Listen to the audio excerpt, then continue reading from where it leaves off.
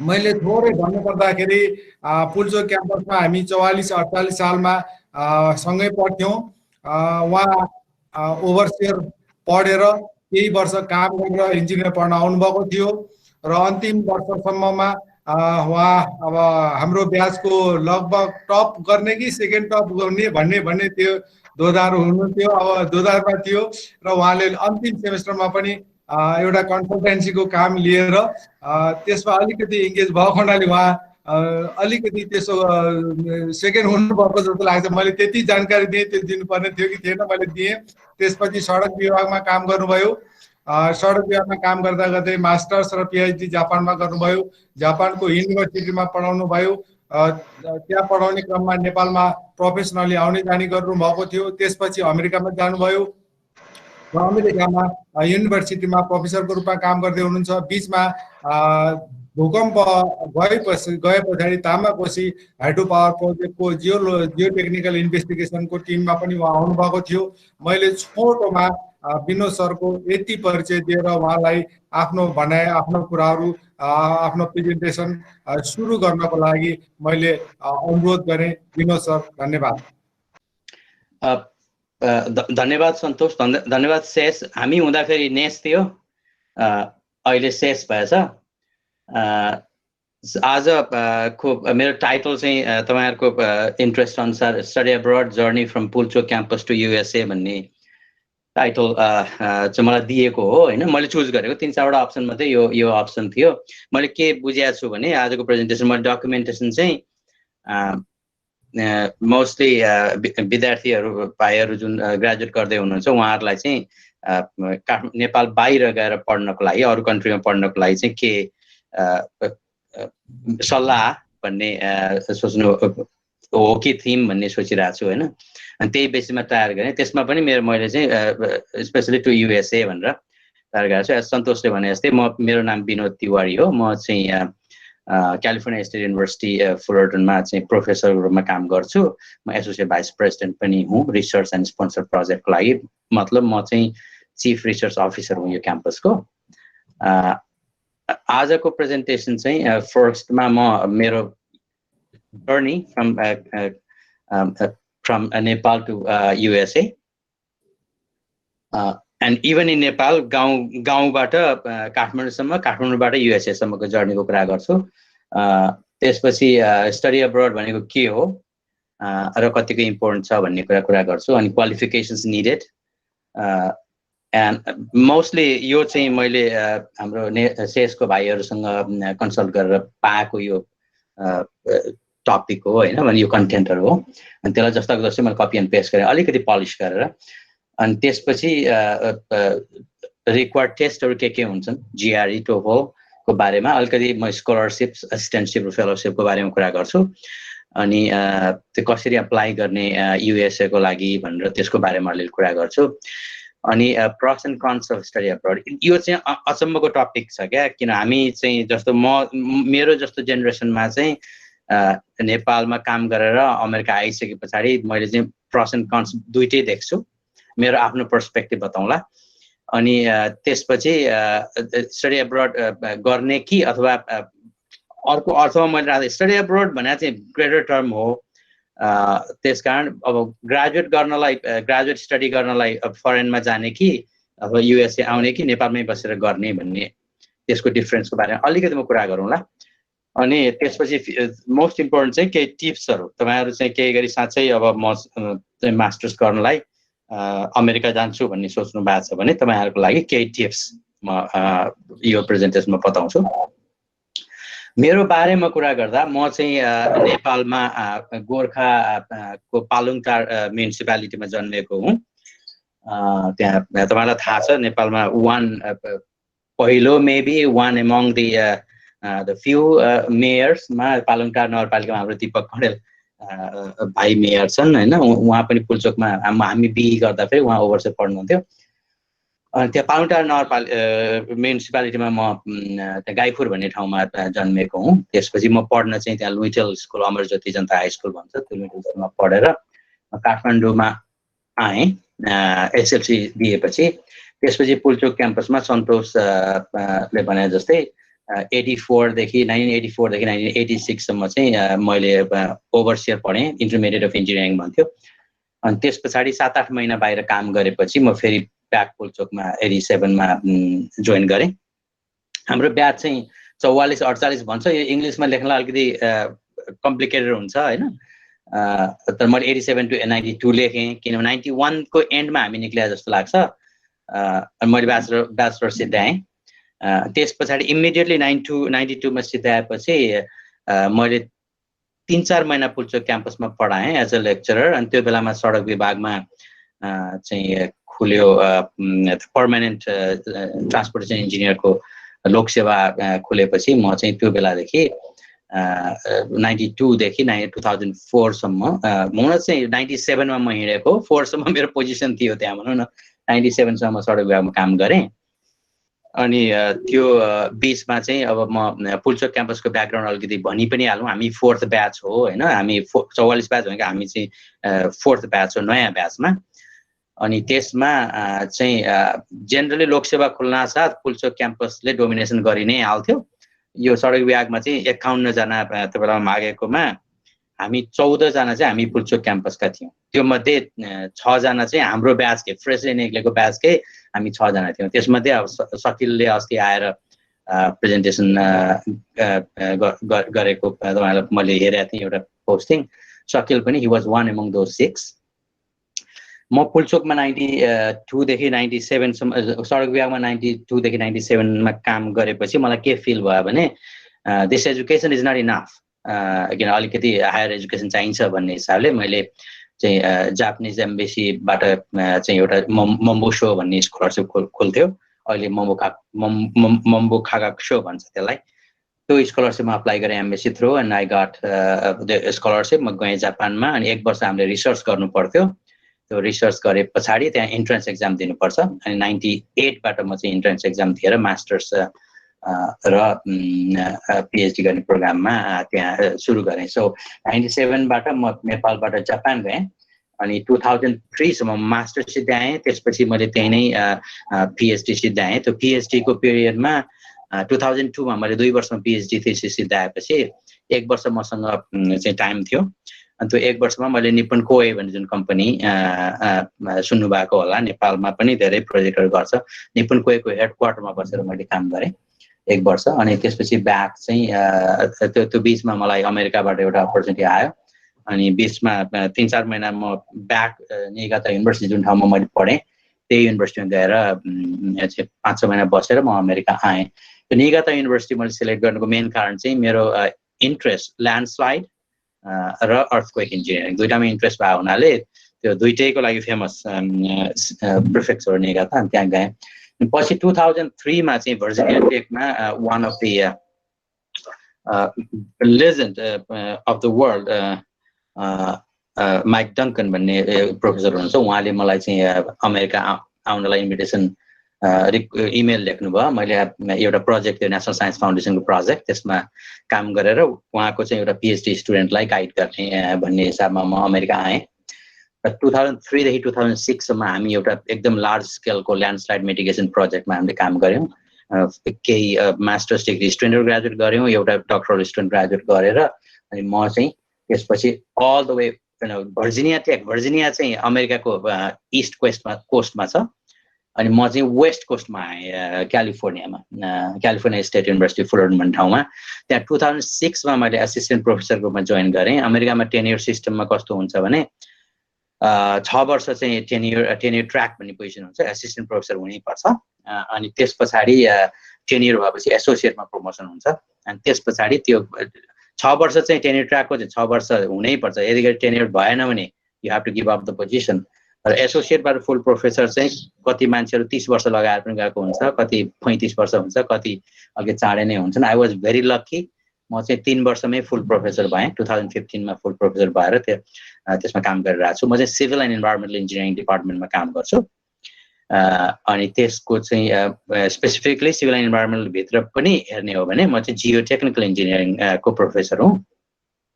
अनि लास्ट अगस्तबाट चाहिँ मलाई युनिभर्सिटीले अर्को असाइनमेन्ट दियो associate vice president for research and sponsored project भन्छ त्यो चाहिँ मेरो क्याम्पसको सबै रिसर्चको होल युनिभर्सिटीभरिको रिसर्चको हेड चाहिँ म हुँ म चाहिँ अहिले टिचिङ चाहिँ गर्दिनँ लास्ट 1 वर्षदेखि म चाहिँ एडमिनिस्ट्रेटिभ पोजिसनमा छु यो चाहिँ डिन भन्दा अलिकति सेन्ट्रल लेभलको डिन भन्दा अलिकति सेन्ट्रल लेभलको पोजिसन हो अनि मैले रिपोर्टिङ चाहिँ प्रोभोस्टलाई गर्छु सिधै मेरो माथि प्रोभोस्ट हुन्छ प्रोभोस्टको माथि चाहिँ प्रेसिडेन्ट हुन्छ युनिभर्सिटी सिस्टममा अनि अलिकति क्यालिफोर्निया स्टेट युनिभर्सिटी सिस्टमको बारेमा बताउँ यो सिस्टम चाहिँ कस्तो छ भने यो क्यालिफोर्निया अमेरिकाको चाहिँ यो क्यालिफोर्निया राज्यमा 23 वटा क्याम्पस छन् त्यो 23 वटा क्याम्पस नर्थदेखि साउथसम्म त्यो चाहिँ state university public university Fullerton भन्ने चाहिँ साउथमा पर्छ लस एन्जलस एरियामा पर्छ अनि यो जुन मार्क तपाईले देख्नुहुन्छ उसमा यो फिगरमा येलो कलरको मार्क त्यो चाहिँ हाम्रो युनिभर्सिटी फुलर्टन भन्ने ठाउँ हो अनि यो चाहिँ क्यालिफोर्नियाको डिज्नील्यान्ड बाट 3-4 माइल जतिको डिस्टेन्समा पर्छ अनि लस एन्जलस इन्टरनेसनल एयरपोर्टबाट 20 माइल्सको डिस्टेन्समा छ अनि यो whole California State University system चाहिँ अमेरिकाको one among the largest system हो यसमा चाहिँ जस्तो 2019 को स्ट्याटिस्टिक्स हेर्ने हो भने क्लोज टु 5 लाख विद्यार्थी पढ्छन् यो सिस्टममा यो चाहिँ अमेरिकाको 4 इयर इन्स्टिट्युसनको चाहिँ लार्जेस्ट प्रोग्राम सिस्टम हो अनि जस्तो ग्रेजुएट स्टडी हेर्ने हो भने फल 2019 मा यो होल युनिभर्सिटी 23 क्याम्पसेसमा लगभग 52,000 विद्यार्थी चाहिँ पोस्ट ब्याचलर डिग्री को लागि भर्ना भएका थिए अनि जसमा चाहिँ अराउन्ड 20,000 ग्रेजुएट डिग्री चाहिँ हामीले कन्फर गर्यौं 18-19 मा अनि यो स्कुल चाहिँ क्यालिफोर्नियामा दुईटा सिस्टम छ युनिभर्सिटी अफ क्यालिफोर्निया सिस्टम र क्यालिफोर्निया स्टेट युनिभर्सिटी सिस्टम भन्ने छ युनिभर्सिटी अफ क्यालिफोर्निया सिस्टममा चाहिँ 10 वटा युनिभर्सिटीहरु छन् जस्तै university of California Berkeley university of California Los Angeles यिनीहरु युनिभर्सिटी सिस्टम भए अनि क्यालिफोर्निया स्टेट युनिभर्सिटी सिस्टममा 23 वटा युनिभर्सिटीहरु छन्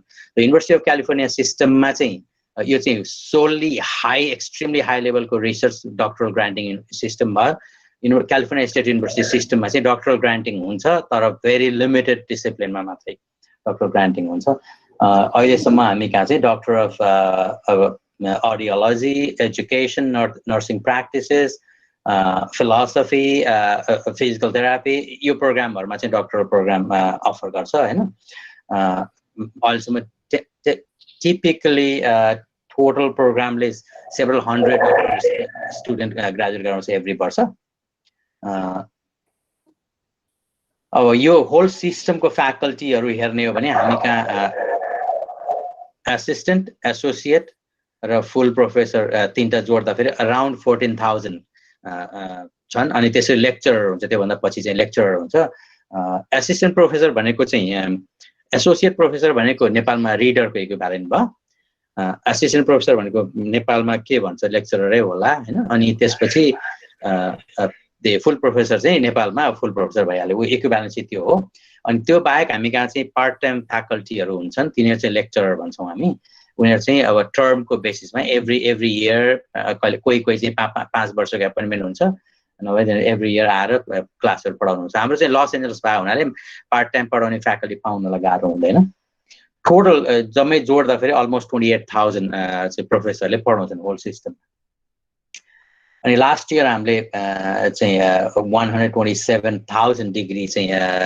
कन्फर गर्यौं स्टुडेन्टहरुलाई त्यसमा 1 लाख प्लस चाहिँ bachelor degree and masters degree about 20,000 students and doctoral degree 536 स्टुडेन्टलाई हामीले कन्फर गर्यौं त्यो लेभलको बिग सिस्टम हो हाम्रो त्यो सिस्टमको एउटा क्याम्पस फुलर्टनमा म पढाउँछु यो चाहिँ largest university in the system हो हाम्रो 23 क्याम्पस मध्ये सबभन्दा ठूलो चाहिँ मेरो युनिभर्सिटी हो यसमा 40,000 प्लस स्टुडेन्टहरु पढ्छन् अनि त्यसमा म सिभिल एन्ड इन्भाइरोन्मेन्टल इन्जिनियरिङ डिपार्टमेन्टमा काम गर्छु आज चाहिँ सबै विद्यार्थीहरु सिभिल एन्ड इन्भाइरोन्मेन्टल इन्जिनियरिङको विद्यार्थी भए हुनाले मेरो सबै फोकस चाहिँ सिभिल इन्जिनियरिङमा हुन्छ हैन यसमा चाहिँ हाम्रो मेरो क्याम्पसमा 650 अन्डर ग्रेजुएट स्टुडेन्टहरु छन् अनि 200 ग्रेजुएट स्टुडेन्टहरु छन् मेरो डिपार्टमेन्टमा मैले पहिला पढाउने डिपार्टमेन्ट अहिले त म अब एडमिनिस्ट्रेटर छु हैन पढाउँदिन अनि यसमा चाहिँ सबै फिल्ड सिभिल इन्जिनियरिङ फिल्डको चाहिँ state of the art lab facility छ।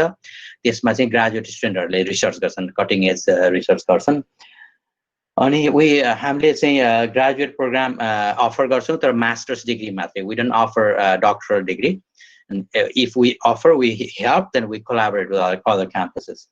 अनि हामीले चाहिँ मास्टर्स डिग्री चाहिँ structural engineering, geotechnical engineering, water resources engineering, transportation engineering, construction management र इन्भाइरोमेन्टल इन्जिनियरिङमा ती फोकस एरियामा master of science in civil engineering भनेर त्यो फोकस एरिया चाहिँ त्यो 6वटा हुन्छ। त्यसपछि हाम्रो इन्भाइरोमेन्टल इन्जिनियरिङ त्यो डिपार्टमेन्टको म चेयर भएँ 2012-13 मा आई वाज चेयर। अनि इन्भाइरोमेन्ट अनि अर्को हाम्रो स्पेशल प्रोग्राम छ master of science in environmental engineering. यो चाहिँ फुल्ली अनलाइन प्रोग्राम हो, highly ऱ्याङ्क्ड। Nationally, we rank sometimes 15, sometimes 20, sometimes 25, but around that range. And यो चाहिँ fully online program हो। त्यसको कोअर्डिनेटर थिएँ म एक वर्ष यो अहिलेको पोजिसनमा जानुभन्दा अगाडि। अनि म चाहिँ त्यो युनिभर्सिटीको ग्रेजुएट, त्यो डिपार्टमेन्टको ग्रेजुएट एडभाइजर 2012 देखि 2017 सम्म ग्रेजुएट एडभाइजर थिएँ। यो चाहिँ ब्रिफ इन्ट्रोडक्सन किन दिएको भने अमेरिकाको युनिभर्सिटी सिस्टम कस्तो हुन्छ भनेर देखाउनलाई एउटा एक्जाम्पल दिएको मैले। अब मेन चाहिँ रिक्वेस्ट जुन सेसका विद्यार्थी भाइहरूले जुन रिक्वेस्ट गर्नुभएको छ त्योतिर जाउँ होइन। Why study abroad, why in USA भन्ने क्वेसनमा चाहिँ स्टडी अब्रोड बाहिर पढ्नको लागि चाहिँ पढ्नेको बेनिफिट चाहिँ धेरै हुन्छ। एउटा मेन बेनिफिट चाहिँ बाहिरको कल्चरहरू थाहा पाइन्छ होइन। त्यो एकदमै अहिलेको वर्ल्डमा अरू कन्ट्रीको कल्चर थाहा पाउनु भनेको एक्सट्रिमली इम्पोर्टेन्ट चिज हो। त्यसले चाहिँ आफ्नो पर्सनल कल्चरल कम्पिटेन्सीलाई चाहिँ इम्प्रुभ गर्नलाई, इन्क्रिज गर्नलाई, इन्हान्स गर्नलाई एकदमै हेल्प गर्छ यसले। नभए हाम्रो जस्तो कल्चरमा हामी चाहिँ काइन्ड अफ स्टिरियोटाइप पनि हुन्थ्यौँ। हामीले विदेशी देख्न साथ हामी चाहिँ विदेशी भन्ने जुन हाम्रो थिङ्किङ जुन छ नि त्यसलाई चाहिँ टोटली हटाउँछ बाहिर पढ्न गयो भने। किनभने हामी अरू देशको विभिन्न देशको विद्यार्थीहरूसँग बसेर पढ्छौँ, उनीहरूको कल्चर थाहा पाउँछौँ अनि उनीहरूको इभन फिलिङ्स पनि थाहा हुन्छ। प्लस फ्रेन्डहरू बन्छन्, बाहिर पढ्न आएपछि संसारभरिका मान्छेहरू फ्रेन्ड बन्छन्। त्यसले गर्दा चाहिँ ग्लोबली आफ्नो नेटवर्क चाहिँ बढाउनलाई एक्सट्रिमली अहिले त हामी 44 सालमा हामी पुल्चोकमा पढेको जस्तो बेला छैन। अहिले त वर्ल्ड त यति सानो भइसक्यो। हामीले पढ्दाखेरि इन्टरनेट भन्ने पनि थिएन, हामीले पढ्दा इभन इमेल भन्ने नै थिएन। त्यस्तो डसको वर्ल्डमा चाहिँ त्यो 4 इन्च बाई 4 इन्चको फ्लपी डिस्क चलाएर पढ्थ्यौँ हामी होइन। अहिले वर्ल्ड टोटली चेन्ज भइसक्यो। ग्लोबल नेटवर्किङ चाहिँ एक्सट्रिमली इम्पोर्टेन्ट छ अहिले। त्यसको लागि हेल्प गर्छ स्टडी अब्रोडले। अनि अर्को के भने ग्लोबल कन्टेक्स्टमा आफूलाई इन्डिपेन्डेन्ट बनाउने हेल्प गर्छ। मोस्टली हाम्रो नेपालको एजुकेसन अहिले त धेरै इम्प्रुभ भयो होला भन्छु, पक्कै मैले देखेको छु मेरो स्टुडेन्टहरूलाई। त कस्तो हुन्छ भने हामी चाहिँ डिपेन्डेन्ट टाइपको education, classroom dependent, lecture dependent र प्रोफेसरमा डिपेन्डेन्ट टाइप अफ एजुकेसनमा हामी थियौँ भने ग्लोबल एजुकेसनमा स्टडी अब्रोडमा गएपछि मान्छेलाई चाहिँ ग्लोबल कन्टेक्स्टमा इन्डिपेन्डेन्ट बनाउँछ। आफूलाई सोच्ने र आफ्नो ओपिनियन चाहिँ फ्रीली राख्ने त्यो क्यापासिटी डेभलप गर्छ। अनि अफकोर्स डिफ्रेन्ट ठाउँमा जान पाइयो, एटलिस्ट पनि एउटा कन्ट्रीमा गएर पढियो भने त्यो कन्ट्री नयाँ कन्ट्री घुम्न पाइयो, त्यसको इन्फ्रास्ट्रक्चर देख्न पाइयो। त्यो बाहेक अब त्यो ठाउँमा पढ्दै अपर्च्युनिटी आउँछ, त्यसपछि प्रेजेन्टेसन गर्नको लागि डिफ्रेन्ट कन्ट्रीहरूमा गइन्छ होइन। त्यो वर्ल्ड हेर्ने मौका चाहिँ स्टडी अब्रोडले दिन्छ हामीलाई। प्लस बाहिर पढ्यो भने स्पेसली अमेरिकामा, मेरो फोकस चाहिँ अहिले अमेरिका भयो हुनाले अमेरिकामा पढ्दाको फाइदा के छ भने अमेरिकाको डिग्री लिन साथ आफूलाई चाहिँ एक हिसाबले ग्लोबल मार्केटमा प्लेस गर्न सजिलो हुन्छ। अनि अफकोर्स जब सेक्युरिटी राम्रो भयो, पे स्केल राम्रो भयो भने त लिभिङ स्ट्यान्डर्ड पनि माथि नै भइ नै हाल्छ। आफूले खोजेको गर्न पाइन्छ, आफूले खोजेको लाइफस्टाइलमा बस्न पाइन्छ। त्यो पनि एउटा इम्पोर्टेन्ट चिज हो मान्छेलाई। अनि युएसले चाहिँ कस्तो भने युएसमा पढ्न आउँदाखेरि युएस चाहिँ म त जापानमा काम गरेर आएको मान्छे, मलाई जापानमा हुँदाखेरि जापान इज द बेस्ट भन्ने फिल हुन्थ्यो। मैले जापान बेस्ट कि अर्को बेस्ट भन्न खोजेको होइन, आफ्नो मान्छेको चाहिँ फिलिङ हुन्छ। तर म अमेरिका आइसकेपछि मलाई के भयो भने जुन आफूलाई ग्रो गर्नको लागि मैले अनलिमिटेड अपर्च्युनिटी पाएँ। अहिले हेर्दाखेरि लिमिटेड अब 14 वर्षको पिरियडमा म यो युनिभर्सिटीमा काम गरेको छु। कि म चाहिँ I'm third highest position in the university. त्यो चाहिँ के भने जापानमा भएको भए इम्पोसिबल, सम्भव नै थिएन। तर मलाई अमेरिका आउनाले यो अपर्च्युनिटी पाएँ। त्यो बाहेक मैले देख्छु मेरो स्टुडेन्टहरू जुन नेपालबाट आउनु भएको छ अथवा मैले चिनेका नेपालीहरू जुन जियो टेक्निकल कन्फरेन्समा आउनुहुन्छ उहाँहरूको चाहिँ मैले अपर्च्युनिटी उहाँले जुन पाउनु भएको छ। इभन पुल्चोकको चाहिँ हामीभन्दा जुनियर साथीहरू यहाँ आउनु भएको छ, कति साथीहरू चाहिँ they are already professors in different universities and I feel very proud to see them. त्यो भएर यो चाहिँ ल्यान्ड अफ अपर्च्युनिटी हो र ocean of opportunity we have in US. अनि प्लस न्यू टेक्नोलोजी सिक्नको लागि चाहिँ धेरै नै हेल्प हुन्छ। त्यसले चाहिँ अल्टिमेटली के गर्छ भन्दा जब डिग्री सिद्धिसकेपछि जबको पर्सपेक्टिभ चाहिँ अति नै राम्रो छ युएसमा। म आज चाहिँ जस्तो नि सबभन्दा विद्यार्थीहरूलाई गाह्रो के हुन्छ भने कुन युनिभर्सिटीमा छानु। म चाहिँ टप अफ द टप, म क्लासको फर्स्ट बोय हुँ। म मेरो चाहिँ अमेजिङ क्यापासिटी छ, मेरो चाहिँ टोफल जिआरई स्कोर एकदम हाई छ भने म कुन युनिभर्सिटी छान्नु होला भन्ने हुन्छ। मैले धेरै चिजहरू चाहिँ स्टुडेन्ट अलिकति डिसिभ भएको पनि देखाएको छु। कोही मान्छे चाहिँ टप र्याङ्कको युनिभर्सिटीमा जान सक्ने मान्छे पनि मिडियोकर स्कुलमा गएर चाहिँ एडमिसन पाइरहेको त्यो देखिरहेको छु। किनभने हाम्रो मेन्टालिटी के हुन्छ भने स्कलरसिप पाउन छ, वाउ अमेरिकाबाट स्कलरसिप पायो म हिँडिहाल्छु भन्ने जुन मेन्टालिटी हुन्छ नि, त्यो मेन्टालिटीलाई अलिकति क्लियर गर्नलाई चाहिँ म टेक्निक बताउँछु कसरी युनिभर्सिटी सर्च गर्ने भन्ने। बेस्ट चाहिँ ऱ्याङ्किङ सर्च गर्ने अमेरिकामा चाहिँ युएस न्युज एन्ड वर्ल्ड रिपोर्टको बेस्ट ऱ्याङ्किङ आउँछ, एभ्री वर्ष आउँछ, त्योमा चेक गर्ने। जस्तो त्यसको चाहिँ टप 5 पब्लिक मैले पब्लिक र प्राइभेटमा किन चेन्ज गर्दैछु भने पब्लिक युनिभर्सिटीको ट्युसन चाहिँ फरक हुन्छ। जस्तो त्यही स्टेटको मान्छेलाई चाहिँ एकदमै लो ट्युसन हुन्छ अनि आउट अफ स्टेट अथवा इन्टरनेसनल स्टुडेन्टलाई त्यसको 3 गुणा 4 गुणा चाहिँ फी तिर्नुपर्ने हुन्छ। अनि प्राइभेटमा चाहिँ सेम एउटै ट्युसन हुन्छ। अनि top 5 public civil engineering program चाहिँ युएसमा हेऱ्यो भने त्यसमा चाहिँ 2 क्याटेगोरीमा बाँड्छ। एउटा चाहिँ पिएचडी ग्रान्टिङ युनिभर्सिटी जहाँ चाहिँ पिएचडी प्रोग्राम सिभिल इन्जिनियरिङमा पिएचडी प्रोग्राम भएको युनिभर्सिटी र सिभिल इन्जिनियरिङ पिएचडी प्रोग्राम नभएको युनिभर्सिटीमा दुईटामा चाहिँ मैले बाँडेको छु यसमा।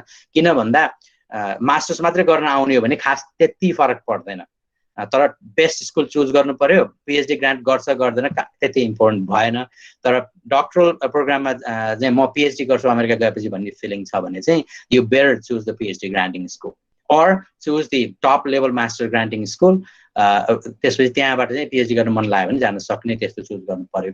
त्यसमा चाहिँ अहिले नम्बर 1 चाहिँ युनिभर्सिटी अफ क्यालिफोर्निया बर्कले छ पब्लिकमा, नम्बर 2 मा युनिभर्सिटी अफ इलिनोय अर्बाना च्याम्पियन, त्यसपछि नम्बर 3 मा Georgia institute of technology, 4th मा युनिभर्सिटी अफ टेक्सास अस्टिन र 5th मा पर्ड्यू युनिभर्सिटी वेस्ट लफेट। यिनीहरू चाहिँ टप युनिभर्सिटी भए। अनि त्यस पछाडि आउने जस्तो भर्जिनिया टेक जस्तो स्कुलहरू चाहिँ एकदमै हाई र्याङ्किङ टप 7 8 मा 6 7 मा 6 मा छ कि 7 मा छ Virginia Tech around that. University of Michigan यो युनिभर्सिटीहरू चाहिँ टप युनिभर्सिटी हो। अनि त्यस पछाडि चाहिँ प्राइभेटमा हेऱ्यो भने पिएचडी ग्रान्टिङमा स्ट्यानफोर्ड युनिभर्सिटी नम्बर 1 मा छ, एमआइटी नम्बर 2 मा छ, नम्बर 3 मा कार्नेगी मेलन छ, नम्बर 4 मा नर्थ वेस्टर्न छ, नम्बर 5 मा कर्नेल। यिनीहरू चाहिँ टप युनिभर्सिटी हो। मैले यो किन देखाइरहेको छु भने यदि तपाईँसँग चाहिँ एकदम हाई क्यापासिटी छ भने shoot for those schools first, अनि त्यहाँ पाएन भने त्यसपछि सेकेन्ड टियरको चुज गर्ने भने भिन्दै हो होइन। अनि त्यो पनि कहाँ हेर्न सक्नुहुन्छ भन्दा युएस न्युज एन्ड वर्ल्ड रिपोर्टमा गएर सिभिल इन्जिनियरिङ र्याङ्किङ हेऱ्यो भने सबै र्याङ्किङ हरेर आइहाल्छ है।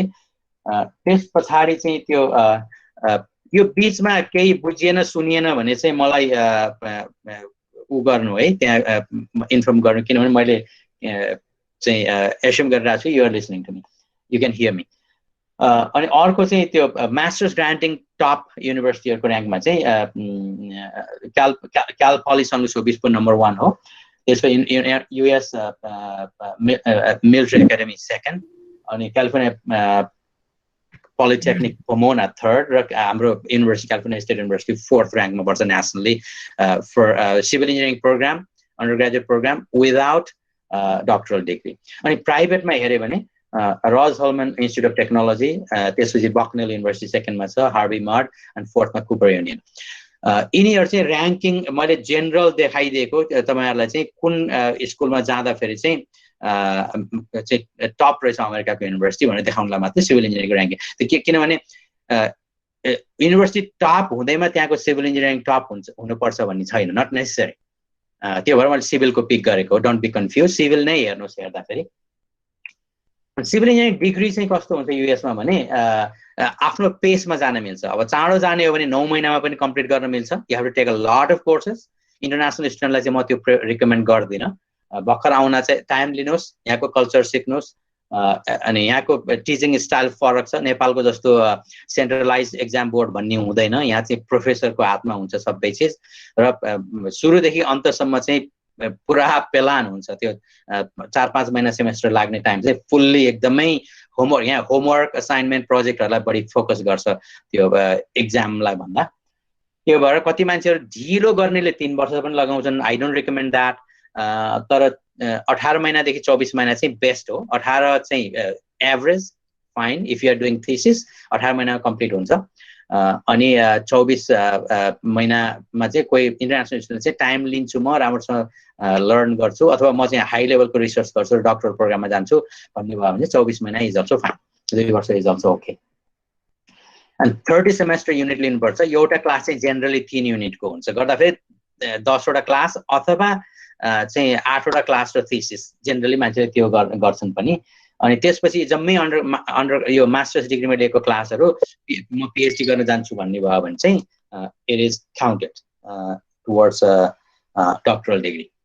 त्यो भएर डक्टरमा चाहिँ जेनरली 120 युनिट हुन्छ, बट सबै रिसर्चलाई पनि काउन्ट गर्न पाइन्छ।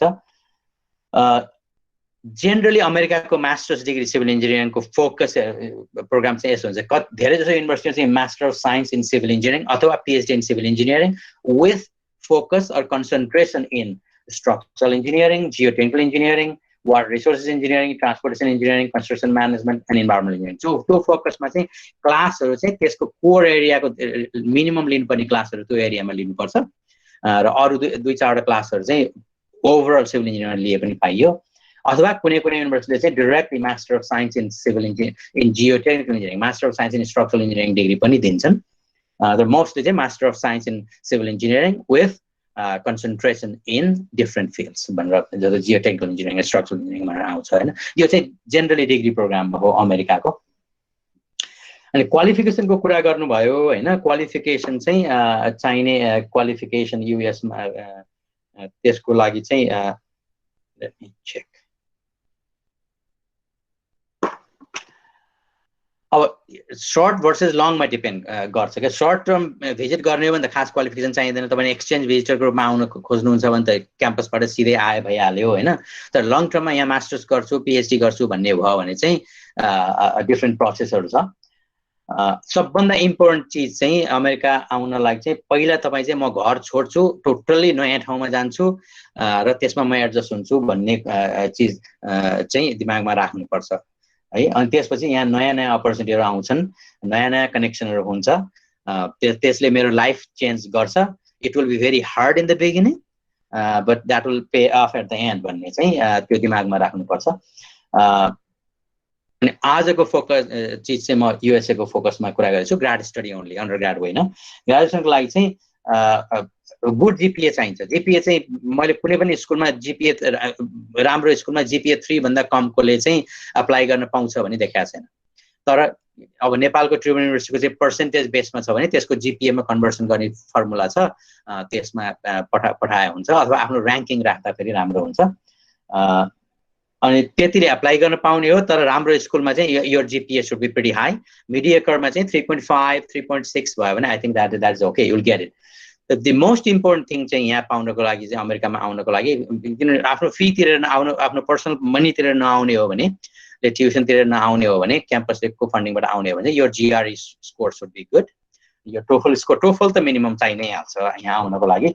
अनि त्यसपछि एक्सलेन्ट लेटर अफ रिकमेन्डेसन। तपाईँ चाहिँ अहिले जुन 3rd इयरमा हुनुहुन्छ जो भाइहरू अथवा 4th इयरमा हुनुहुन्छ, रिसर्च गर्नुहोस् आफ्नो प्रोफेसरसँग, एनी प्रोजेक्ट गर्नुहोस् बाहिरको प्रोजेक्ट, त्यसले तपाईँको सिभी राम्रो बनाउँछ। अनि त्यस पछाडि तपाईँको प्रोफेसरलाई पनि तपाईँको बारेमा तपाईँको क्यापासिटी लेख्नलाई, रिकमेन्डेसन लेटर लेख्नलाई सजिलो भयो। तपाईँको पर्सेन्टेज यति छ भनेर भन्दैमा अमेरिकामा त संसारभरिको मान्छे आइरहेको हुन्छन्। नेपालको पर्सेन्टेज भयो, इरानको पर्सेन्टेज होला अथवा इन्डियाको पर्सेन्टेज होला, पर्सेन्टेजले खास त्यति डिफाइन गर्दैन। केले डिफाइन गर्छ भने तपाईँको चाहिँ एक्स्ट्रा करिकुलर एक्टिभिटीहरू जुन गर्नु भएको छ, जस्तो रिसर्च भयो, प्रोजेक्टमा काम गर्नुभयो, त्यसले एकदमै हेल्प गर्छ। अफकोर्स यो पर्सेन्टेज त गरि नै हाल्छ यो ऱ्याङ्किङले होइन, तर त्योभन्दा बढी चाहिँ तपाईँको एक्स्ट्रा करिकुलर एक्टिभिटीले गर्ने भएको हुनाले तपाईको प्रोफेसर जोसँग तपाईँ काम गर्नु भएको छ त्योसँग लेटर अफ रिकमेन्डेसन लिनुहोस्. You don't need to have your own professor to write recommendation letter. तपाईँ केही गरी चाहिँ बाहिर प्रोजेक्टमा चाहिँ गभर्मेन्टको प्रोजेक्टमा काम गर्नु भएको छ भने तपाईँको प्रोजेक्ट चिफसँग लिन पनि सक्नुहुन्छ रिकमेन्डेसन. अनि त्यसपछि सबभन्दा इम्पोर्टेन्ट चाहिँ यो स्टडी प्रस्पेक्टस भन्ने हुन्छ, कसैले स्टडी प्लान भन्छ, त्यो एसे लेख्नुपर्ने हुन्छ. त्यो एसे चाहिँ एकदम विचार गरेर सर्टमा इङ्ग्लिस गोलमाल नगरिकन आफ्नो इच्छाको बारेमा र आफ्नो चाहिँ इन्सपिरेसन, किन म चाहिँ जस्तो master of science in structural engineering गर्न चाहन्छु भने किन म त्यो फिल्डमा चाहिँ लाग्न चाहेको भनेर राम्रोसँग मिलाएर एउटा चाहिँ कहानी जस्तो बनाएर राम्रोसँग लेखेर पठाउनुहोस्. जबकि त्यो एसे भनेको कस्तो भने एसे पढ्न सुरु गरेपछि एसे अन्त्य नहुन्जेलसम्म त्यो मान्छेलाई चाहिँ त्यहाँबाट आँखै त्यो इभ्यालुएटरलाई आँखै नहटाउँ जस्तो लाग्ने गरेर लेख्नुहोस्. That is the key. तपाईँले बाइन्ड गर्न सक्नुपर्छ रिडरलाई है. त्यो चाहिँ एक्सट्रिमली इम्पोर्टेन्ट हो. त्यसले डिफरेन्स ल्याउँछ. रिक्वायर्ड टेस्टमा चाहिँ ग्रेजुएट एडमिसन डिफ्रेन्ट क्याम्पसहरूमा चाहिँ फरक हुन्छ. मोस्टली ग्रेजुएट एडमिसन चाहिँ डिपार्टमेन्टले कन्ट्रोल गर्ने भए हुनाले इच डिपार्टमेन्ट को चाहिँ रिक्वायरमेन्ट फरक हुन्छ मेजर हेरी. त्यसकारण त्यसको सिभिल इन्जिनियरिङको रिक्वायरमेन्टमा गएर हेर्नु होला. जेनरली टोफल चाहिँ 80+ चाहिन्छ आइबिटी. मोस्ट अफ द गुड स्कुलमा 90+ नै खोज्या हुन्छ. 90+ चाहिँ कमनै हुन्छ राम्रो स्कुलमा. त्यसपछि स्पिकिङ लिसनिङ राइटिङ रिडिङ चाहिँ जेनरली गुड स्कुलमा 18+ अथवा कुनैले 20+ पनि खोजिरहेको हुन्छ सबैमा. अनि जिआरई चाहिँ मिनिमम अप्लाई गर्नलाई नै चाहिने 155 भन्दा तलको मैले देखाएको छैन. तर कति युनिभर्सिटीमा चाहिँ जिआरईलाई फोकस पनि दिँदैन. कुनै युनिभर्सिटी जिआरई चाहिँ हाम्रो रिक्वायरमेन्ट छैन, किनभने we don't care about GRE, we don't believe on those GRE test system भनेर कसैले चाहिँ त्यो त्यस्तो स्थिति आयो भने चाहिँ तपाईँको मार्कसिट र रिकमेन्डेसनले रोल प्ले गर्छ. जेनरली मैले देखेको चाहिँ 155+ फर अप्लाई गर्नको लागि क्वान्टिटेटिभमा, 150+ भर्बलमा अनि 4+ इन राइटिङ. तर राम्रो स्कुलमा पाउनलाई त्यसले पुग्दैन. म चाहिँ अहिले देखाउँला त्यो स्कोर. सबभन्दा इम्पोर्टेन्ट चाहिँ स्कलरसिप, फेलोसिप र असिस्टेन्टसिप पाएर युएसमा आउनुभयो भने तपाईँको लाइफ रिलेटिभली इजी हुन्छ, प्लस भिसा पाउनको लागि सजिलो हुन्छ. त्यसमा स्कलरसिप फेलोसिप पाउने चाहिँ फुल ब्राइट चाहिँ तपाईँको त्यहाँ अमेरिकन फाउन्डेसन छ, त्यहाँ गएर युएस एजुकेसन फाउन्डेसनमा गएर त्यहाँ बुझ्न सक्नुहुन्छ.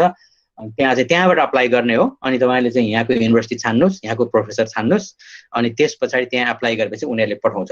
फुल ब्राइटबाट आउने मान्छेहरू चाहिँ जेनरली एक्सचेन्ज स्टुडेन्ट भए हुनाले तपाईँ नेपालमा फर्केर गएर फिजिकली 2 वर्ष सर्भ गर्नै पर्छ.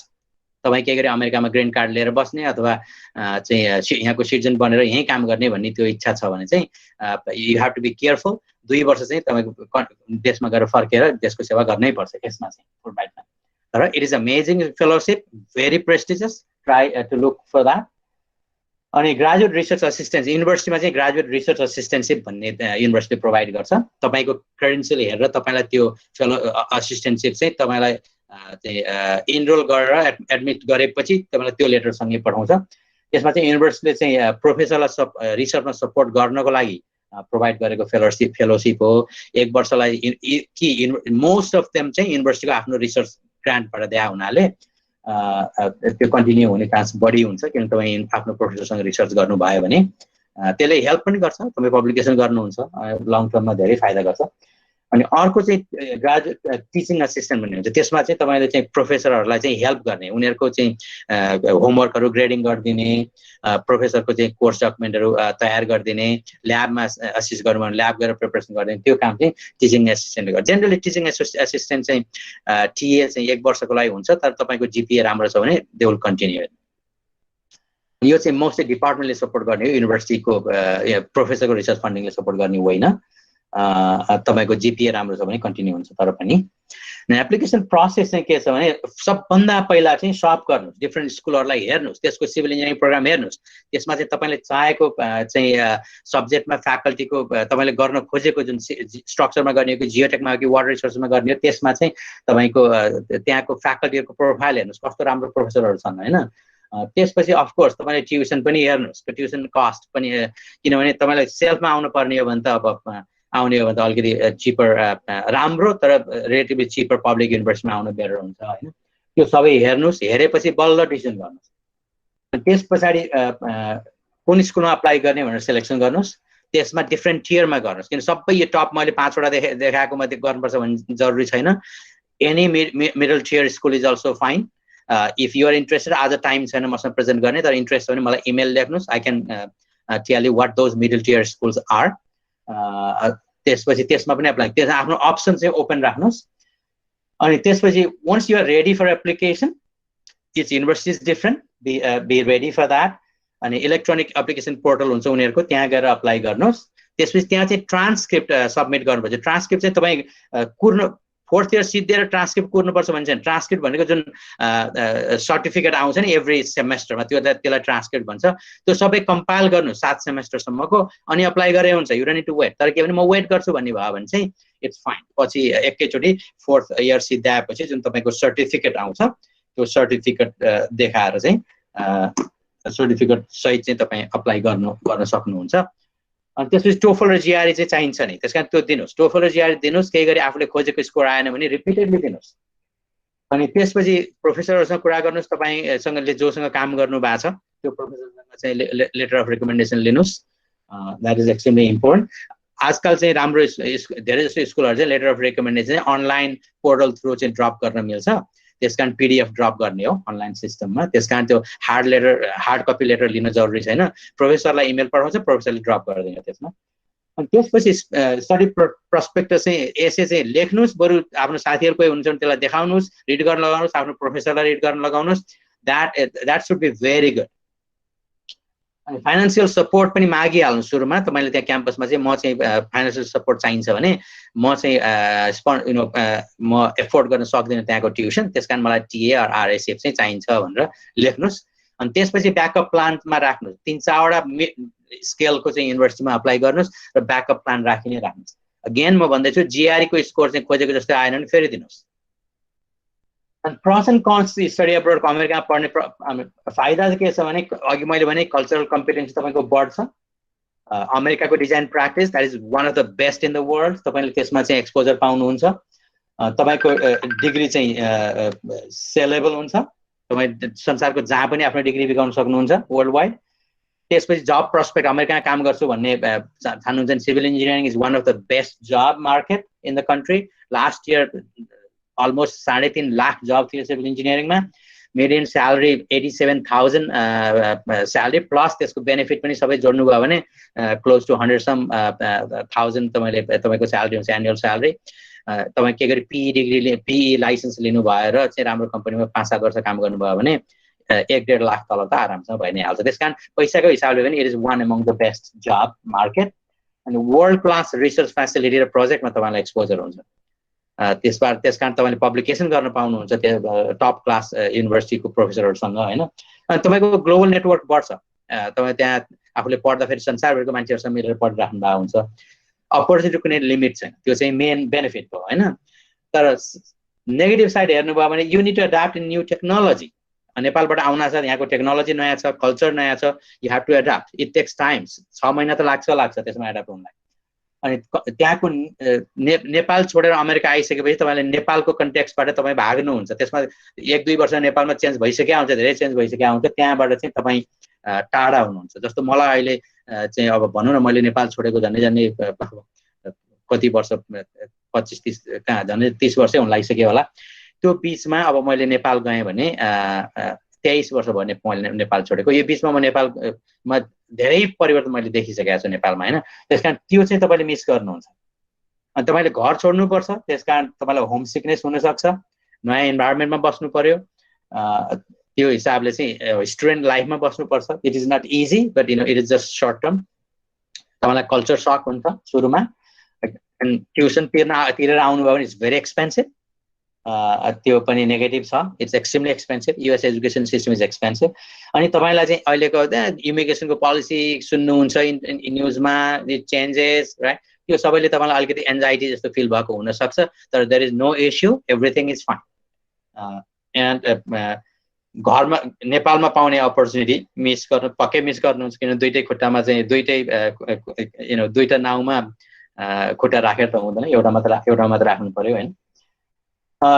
एब्रोड र नेपालको स्टडीको डिफरेन्स चाहिँ म के भेट्छु भने, it depends on what you want. नेपालमा स्टडी गर्छु, म नेपालमै काम गर्छु, नेपालमा चाहिँ नेपालको कन्टेक्स्टमा म काम गर्छु भन्ने लाग्छ भने दिस नेपालको स्टडी पनि अमेजिङ, द्याट्स ग्रेट। मैले झन् त्यसमा झन् अहिले यति प्रोग्रेस भइरहेछ होइन। तर स्टडी अब्रोडले चाहिँ तपाईँलाई के गर्छ, तपाईँको एक्सपोजर, नेटवर्क, तपाईँको जब पर्सपेक्ट चाहिँ एकदमै वाइड बनाउँछ। मैले पहिले भने युएसको सिभिल इन्जिनियरिङ जब चाहिँ हाइली पेड जब हो, it is job market is very strong. मैले कसैलाई पनि खाली बसेको देखाएको छैन ग्रेजुएट गरेपछि। अनि अघि भने जस्तै कटिङ एज टेक्नोलोजीमा चाहिँ तपाईँले आफूलाई एक्सपोज गर्न पाउनुहुन्छ। त्यसपछि सोफिस्टिकेटेड इन्फ्रास्ट्रक्चर जुन बनाउँछौँ हामी, बिलियन्स अफ डलरको इन्फ्रास्ट्रक्चर त्यहाँ अमेरिकामा हुन्छ, त्यो सबैमा तपाईँको एक्सपोजर, तपाईँ गएर हेर्न पाउनुहुन्छ, कति प्रोजेक्टमा बसेर काम गर्न पाउनुहुन्छ, अनि त्यो चाहिँ बेनिफिट हो। तर तपाईँको चोइस नेपालमा बसेर पढ्ने कि विदेश आउने भन्ने होइन। अब म 2-4 टिप्स दिन्छु तपाईँलाई यहाँ अमेरिकामा आएर पढ्छु भन्ने ठान्नुहुन्छ भने। पहिला चाहिँ don't wait until you complete your BSc degree, just compile your transcript and start applying. म फेरि भन्छु अमेरिका आउने नै तपाईँको फाइनल टार्गेट हो भने म जस्तो नगर्नुहोस्। म जापान गएँ, जापानमा बिताएँ, त्यसपछि आएँ। त्यसले मलाई फाइदा के भयो भने म जापानिज ल्याङ्ग्वेज म बोल्छु, जापानिज ल्याङ्ग्वेजमा लेख्छु, जापानिज कल्चर मलाई थाहा छ, त्यो एकदम ठुलो बेनिफिट हो। तर आई लस्ट माई टाइम। म सिधै अमेरिका आएको भए मैले टाइम गेन गर्थेँ है। त्यसकारण अमेरिका आउने इन्ट्रेस्ट छ भने just apply to America and come here. TOEFL र जिआरई टेस्ट टाइममा दिनुहोस्, रिपिट गर्नुहोस्। तपाईँको स्कोर राम्रो आएन भने, जस्तो क्वान्टिटेटिभ इज एक्सट्रिमली इम्पोर्टेन्ट, त्यो चाहिँ दिमागमा राख्नुहोस् कि इन्जिनियरिङ स्टुडेन्टलाई चाहिँ क्वान्टिटेटिभ स्कोर चाहिँ मोस्ट इम्पोर्टेन्ट हो। मैले धेरै स्टुडेन्टहरू, इभन मसँग पढ्ने विद्यार्थीहरू पनि 170 आउट अफ 170 अप्लाई गर्ने मैले 7वटा 8वटा चाहिँ भेट्छु एभ्री इयर। नेपालबाट, नेपाल, इन्डिया, चाइनाबाट अप्लाई गर्ने स्टुडेन्टहरूको होइन। त्यो भएर 170 सुट गर्नुहोस्। तपाईँको क्लोज छ भने, टाइम छ भने 2 चोटि दिनुहोस्। Depend on your score looks. Score राम्रो छ भने टप स्कुल हेर्नुहोस्, मिडियकरमा नहेर्नुहोस्। स्कोर ओके छ भने, जस्तो तपाईँको 160 162 त्यस्तो अराउन्डमा छ भने मिड स्कुल हेर्नुहोस्। 170 आउट अफ 70 छ भने and then just shoot for best school. किनभने अर्को चिज तपाईँले विचार गर्नुपर्ने के भने, फेलोसिप पाउने, तपाईँले स्कलरसिप असिस्टेन्टसिप पाउने अमाउन्ट सेम हुन्छ। त्यो भएर एक्सपेन्सिभ ठाउँमा आउनुभयो भने त्यसले तपाईँलाई खान बस्न पनि गाह्रो हुन्छ। चिप ठाउँमा जानुभयो भने चाहिँ त्यसले तपाईँको परिवारलाई पनि सपोर्ट गर्नलाई एकदमै, जस्तो भर्जिनिया टेकमा जानुभयो भने मेरो विचार $400-450 you can get a nice apartment. जस्तो क्यालिफोर्निया स्टेट युनिभर्सिटी स्टुडेन्ट म कहाँ आउनुभयो भने तपाईँलाई एउटा सिङ्गल बेडरुम अपार्टमेन्ट आफूले लिएर बस्छु भन्नुभयो भने इट कस्ट यु $1,500। त्यो डिफ्रेन्स हुन्छ, त्यो पनि हेर्नुहोस्। युनिभर्सिटीको ऱ्याङ्किङ हेर्नुहोस्, एक्सट्रिमली इम्पोर्टेन्ट। र ऱ्याङ्किङ मात्रै होइन कि त्यो ऱ्याङ्किङ हाई, सिभिल इन्जिनियरिङमा हाई भए पनि जस्तो तपाईँले खोजेको स्ट्रक्चरल इन्जिनियरिङ अथवा जियोटेक्निकल इन्जिनियरिङ अथवा वाटर रिसोर्स, त्यो सब्जेक्टमा चाहिँ ऱ्याङ्क हाई नहुन सक्छ। त्यो हेर्ने कसरी भन्दा फ्याकल्टीको प्रोफाइल र उनीहरूको पब्लिकेसन हेरेर चाहिँ थाहा पाउने हो होइन। त्यो ऱ्याङ्किङ हेर्नुहोस्। अनि मल्टिपल टियर युनिभर्सिटीमा अप्लाई गर्नुहोस्।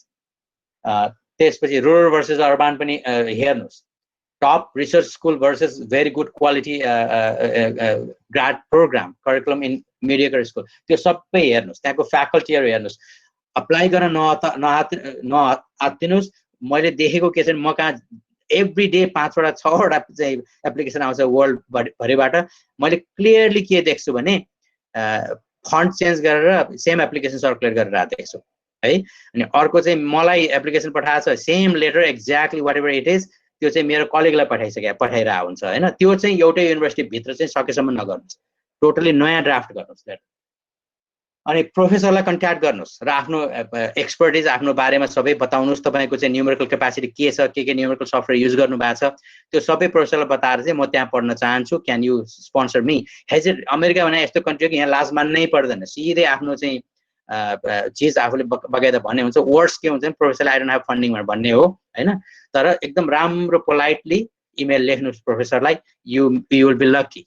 That's what I did when I came from Japan. मैले PhD सिधाइसकेपछि मैले वर्ल्डको नम्बर 1 प्रोफेसरलाई एउटा इमेल लेखेँ। एउटा इमेलको बेसिसमा चाहिँ मैले सोचेको थिएँ कि I'll be in America. I came here. Right? अब मैले मेरो नेपाली स्टुडेन्टहरू चाहिँ मैले टोटल ग्राड स्टुडेन्टहरू चाहिँ 52वटा यो 14 वर्षमा चाहिँ थ्रिसिस सुपरभाइज गरेँ। त्यसमा चाहिँ 51 मास्टर्स डिग्री, एउटा PhD डिग्री। त्यसमा ग्रेजुएट स्टुडेन्ट फ्रम नेपाल 10वटा थिए त्यो 52 मध्ये। त्यसमा पुल्चोक क्याम्पसबाट 6वटा मैले आफैले पिक गरेर लिएर आएको। यो 6वटा जुन इमेज तपाईँले देख्नु भएको छ उनीहरू चाहिँ पुल्चोकको ग्रेजुएटहरू हो। अहिले यिनीहरू they are doing fantastic. They are चारैजना। सबभन्दा टप लेफ्टको ईश्वरजी चाहिँ he was my first grad student 2007 मा उहाँले सुरु गर्नुभएको। उहाँ चाहिँ यहाँको one of the top consulting कम्पनीको top one among the highest पोजिसनमा हुनुहुन्छ, एसोसिएट सिनियर एसोसिएट हुनुहुन्छ। अनि त्यसपछि त्यो 4वटामा चाहिँ 10 मध्ये इन्डस्ट्रीमा सबै चाहिँ इन्डस्ट्रीमा काम गर्छन्। 10 जना इन्डस्ट्रीमा काम गर्छन्। त्यो मध्ये 9 जनाले मास्टर्स गरेर उहाँहरू चाहिँ इन्डस्ट्रीमा काम गर्न जानुभयो। एकजना चाहिँ स्नेहा, उहाँ चाहिँ त्यो सबभन्दा बटमको लेफ्टमा लेडिज देख्नुहुन्छ, ऊ चाहिँ स्नेहाले चाहिँ उहाँले म पिएचडी गर्छु भने उहाँले पिएचडी सिधाएर अहिले इन्डस्ट्रीमा काम गर्नुहुन्छ। She went to Virginia Tech for her PhD in geotechnical earthquake engineering. अब लास्टमा टाइम छैन, म समराइज गरिहाल्छु। इम्पोर्टेन्ट थिङ चाहिँ तपाईँको decision, make your decision on whether you want to take this big step or not. यो एकदमै big step हो, आफ्नो डिसिजन चाहिँ विचार गरेर गर्नु होला। त्यसपछि एप्लिकेसन प्याकेज रेडी गर्नुहोस्। तपाईँको टेस्ट स्कोर चाहिँ टेस्ट बेलामै दिनुहोस् ताकि तपाईँलाई 2-3 चोटि दिने चाहिँ अवसर होस्। अहिले चाहिँ टेस्ट सेन्टरहरूमा चाहिँ अलिकति गाह्रो छ किन कोभिड-19 ले गर्दाखेरि सिचुएसन फरक छ। Whenever it is open take your test. अनि decide to your main focus area for your graduate study है। त्यसमा चाहिँ कुन 6वटा सिभिल इन्जिनियरिङ मध्ये कुनमा आफूले गर्ने हो त्यो चाहिँ विचार गर्नुहोस्। अब 2टामा कन्फ्युजन छ भने त्यो 2टाको पर्सपेक्ट हेर्नुहोस् हैन, कन्फ्युज गर्नुहोस्। अनि त्यसपछि डिफ्रेन्ट डिपार्टमेन्ट फ्याकल्टीहरूलाई चाहिँ सप गर्नुहोस्, प्रोफेसरहरूलाई इमेल गर्नुहोस् अहिले नै। अनि तपाईँको चाहिँ रिसर्च इन्ट्रेस्ट उनीहरूले गरिरहेको रिसर्चमा चाहिँ अहिले इमेल गर्नुहोस्। अनि त्यो युनिभर्सिटीमा जहाँ अप्लाई गर्नुभएको छ सब अहिले त पुल्चोकको विद्यार्थीहरू नभएको म ठाउँमै देख्दिनँ। म जहाँ जान्छु एनी कन्फरेन्स म जान्छु त्यहाँ चाहिँ मैले पुल्चोकको चाहिँ भाइ बहिनीहरू देख्छु हैन। 10 जना विद्यार्थीहरू एउटा जियोटेक डिसिप्लिन कन्फरेन्समा देख्छु। त्यसकारण सबै युनिभर्सिटीमा चाहिँ नेपाली विद्यार्थीहरू हुनुहुन्छ, उहाँहरूलाई खोजेर कन्ट्याक्ट गर्नुहोस्। अनि अप्लाई फर मल्टिपल स्कुल्स, एउटामा मात्रै नबस्नुहोस्, धेरै डिफ्रेन्ट टियरमा अप्लाई गर्नुहोस्। अनि be mindful of living cost and potential visa issues. किनभने तपाईँ जस्तो लस एन्जलस जस्तो ठाउँमा आउनुहुन्छ भने you have to show a lot of money, visa पाउन गाह्रो हुन्छ। तर एउटा स्कुल जस्तो नर्थ डेकोटा जस्तो ठाउँमा जानु भने जम्मा 2टा पब्लिक युनिभर्सिटी छन्, त्यहाँ चाहिँ तपाईँले एडमिसन पाउनुभयो भने भिसा पाउनलाई धेरै सजिलो हुन्छ। तर तपाईँले एसिस्टेन्ट चाहिँ पाउनुभयो भने चाहिँ भिसा पाउन गाह्रो हुँदैन। They will give you visa very happily. Okay, so यति हो मैले आज लिएर आएको हैन। यदि तपाईसँग क्वेसनहरु केही छ भने जस्ट लेट मी नो। म अब स्क्रिन चाहिँ शेयरिङ अहिले स्टप गर्छु।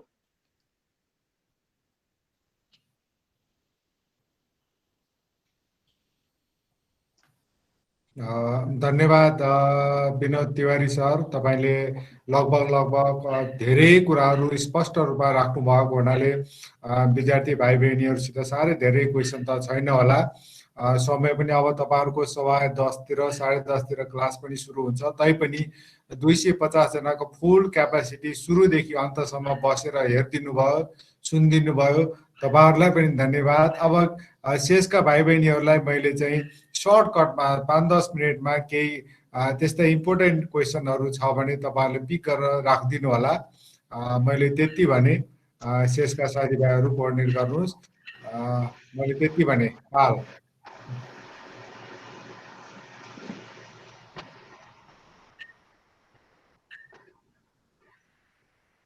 शेष। हजुर सर, सरलाई धेरै धेरै धन्यवाद फर योर वन्डरफुल प्रेजेन्टेसन। यहाँ केही क्वेशन्सहरु च्याट बक्समा देखिरहेको छु मैले, 1-2वटा इम्पोर्टेन्ट क्वेशन्सहरु चाहिँ। यहाँ एउटा क्वेशन छ, 3-4 वर्ष नेपालमै काम गरेर ग्याप गरेर जाँदा स्कलरशिप पाउन कतिको सजिलो गाह्रो हुन्छ? Do you recommend it or is it better to go just after you pass out भनेर सोध्नुभएको छ। अब त्यो चाहिँ स्कलरशिपमा केही पनि फरक पर्दैन। तपाईको जीआरई स्कोर राम्रो छ, टोफल राम्रो छ र अनुभव लिनु भएको छ भने एक त अनुभवले त कहिल्यै पनि लस हुँदैन हैन, अनुभवले त फाइदा जहिले पनि हुन्छ। तर खाली क्वेशन चाहिँ 2-4 वर्ष त्यहाँ अनुभव गरेर आउने कि यही आएर यहीँको 2-4 वर्ष अनुभव गर्ने भन्ने चाहिँ दुईटा क्वेसन हो। त्यसमा चाहिँ पाउने। अनि अर्को के हुन्छ भने 3-4 वर्ष काम गरिसके पछाडि चाहिँ एउटा फेरि you have to restart your master's degree हैन। त्यसले पढ्न त्यो बेलामा चाहिँ आफूलाई स्टार्ट गर्न चाहिँ अलिकति गाह्रै हुन्छ फ्रेसमा भन्दा, तर त्यसले केही पनि डिफरेन्स गर्दैन, केही पनि गर्दैन। तर अगेन म भन्दैछु हैन, अब तपाईँ मास्टर्स गर्ने नै तपाईँको इन्ट्रेस्ट छ र अमेरिकामै गर्ने इन्ट्रेस्ट छ भने चाहिँ I don't think you need to wait, just apply. Okay, thank you sir. अनि अर्को क्वेसन चाहिँ almost all of our students have no experience in research with our professors or outside except final year project. So do we student have lower chance of getting admission भनेर सोध्नु भएको छ। मेरो answer चाहिँ no है, त्यसै no, त्यसले केही पनि असर गर्दैन। किनभने जस्तो इन्डिया, नेपाल, इभन चाइनाबाट अन्डरग्रेड गर्ने विद्यार्थीहरूलाई चाहिँ त्यो रिसर्च एक्सपोजर भएको हुँदै हुँदैन, त्यो जसलाई पनि थाहा छ हैन। त्यसकारण जिआरई स्कोर राम्रो छ भने र तपाईँको जिपिए राम्रो छ, तपाईँको एसए राम्रो छ भने चाहिँ त्यो रिसर्चले खास केही पनि असर गर्दैन। यहाँ आएर सिक्नुहुन्छ। तर के भने यहाँ आएपछि तपाईँले मलाई कति, तपाईँहरू जुन 250 जना हुनुहुन्छ, म यहाँ के म तपाईँलाई चाहिँ टिप्स दिन्छु भने 250 जनाले मलाई त फेरि भेट्नुहुन्न नि अमेरिकामा आएपछि, कसैले त भेट्नु होला, डिफ्रेन्ट एएससी को मिटिङहरूमा भेट्नु होला हैन। आउनासाथ तपाईँले स्ट्राइप के गर्नुहोस् भने प्रोफेसरलाई भेटेर म तपाईँसँग रिसर्च गर्न चाहन्छु भनेर आफ्नो चाहिँ इन्ट्रेस्ट देखाउनु भयो भने you get abundant opportunity to research with professors here. त्यसकारण त्यसले खास फरक पर्दैन। तर केही गरी तपाईँले गरिराख्नु भएको छ भने चाहिँ तपाईँको पियर भन्दा तपाईँलाई अलिकति हाई लेभलमा राख्छ। त्यो भएर तपाईँले त्यो गर्नुभएको छ भने हाइलाइट गर्नुहोस् भन्न खोजेको मैले। Okay, thank you sir. अनि अर्को क्वेसन चाहिँ if someone has a mediocre GPA त्यसलाई मेकअप गर्नको लागि चाहिँ के गर्न सकिन्छ to shoot for a good school भनेर सोध्नु भएको छ। ओके, जिपिए मिडियोकर छ भने ओन्ली रेमेडी इज योर जिआरई।